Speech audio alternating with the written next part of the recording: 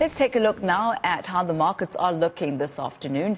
Asian shares fell in early trade while oil prices hit lows not seen since June after a rout in technology shares sank Wall Street for a third consecutive day. Now the JSE All Share Index is up by around 0.48%, with the rand winning back some of its gains from yesterday's slump. For a detailed update on the latest development in the business world, we're joined now by market commentator Nolwandle Mthombeni. Good to have you with us this afternoon, Nolwandle. Now let's look at the fact that both the JSE and the local currency look to be in the green in intra-trade. If you could give us a sense of how the market is looking this afternoon. Yes, indeed. The market is positive, which is quite a surprise because we saw that the Asian markets were down following the sell-off in the U.S. markets. Now, for a while, the U.S. market's been oversold, especially the Nasdaq, and over the last 2 years, they've been bleeding and getting losses. But our markets have been quite resilient, showing up positively, with the bank sector being the dominant one that's driving the gains upwards, and some other food retailers. So it's largely the SA domestic counters that are being pushed up higher today, with the other indices being just marginally up. Now, gold slipped in early trade at the back of what looks like a stronger dollar. Take us through that commodity's performance so far today. So it's just been marginally up, so there hasn't been any much big moves from the gold sector. So along with all the platinum baskets, we're seeing that they did, tick up a bit higher, but there's not of much activity.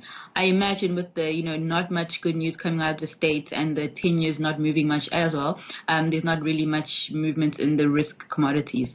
So overall, even our gold sector is still actually not down for today. So there's really no much activity going on in the gold sector today. Now, Momentum Metropolitan Holdings, they released their financial results for the year ending the 30th of June, as well as changes to the board. Take us through how the group has performed in this period. So as it stands now, I think we've got 2 more months of the year where we're going to get results from companies still reporting COVID-related numbers.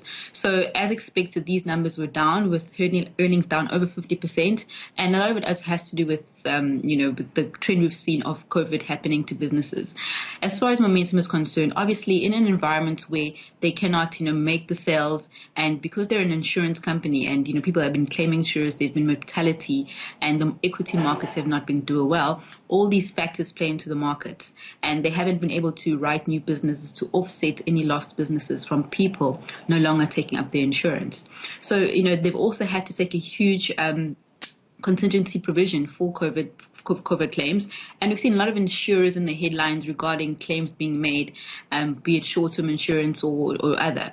So I think they've also been impacted by this, and they've had to take some losses on. But hopefully, going to the next financial year, which is 2021, results will be better, considering that a lot of once-off items have happened due to the COVID environment. And talking about COVID, yesterday we saw the release of the second quarter statistics. In general, what type of impact has COVID-19 had on business and markets and trading in general? I think, every business will have been impacted by, the recession. If the economy is in a recession, all companies are linked to the economy. There's some that can buy the tide, for example, like Checkers and Shoprite Group. We saw, they had good results because we were forced all to go buy groceries. But not all companies will be impacted that way. And we're seeing now that, all the businesses, regardless of sector, have had some impact, whether it's having to take on more provisions. And we're expecting this to continue till the remainder of the year, actually. Now, business confidence does look to have recovered some lost ground in the third quarter. If you could take us through those findings as well. So the market expected the business confidence to come out at about 8 points, but from 5 points previously reported, but it actually came out at 24 points. So this shows that the confidence has improved from the second quarter, and I mean that should be expected, considering that at the end of the last quarter, all the businesses were shut down and we're into level 5 of the lockdown. So I imagine confidence across the board was just non-existent. But But I think as we've gone down to subsequent stages and, businesses can continue operations and they've resumed and there's more activity going on in the economy, it has boosted confidence. I imagine, though, that Eskom is going to impact the next quarters because we see now a lot of load shedding coming through now, even going back to stage 4. So I think this will, going forward, have a massive impact on the confidence for the next quarter to come.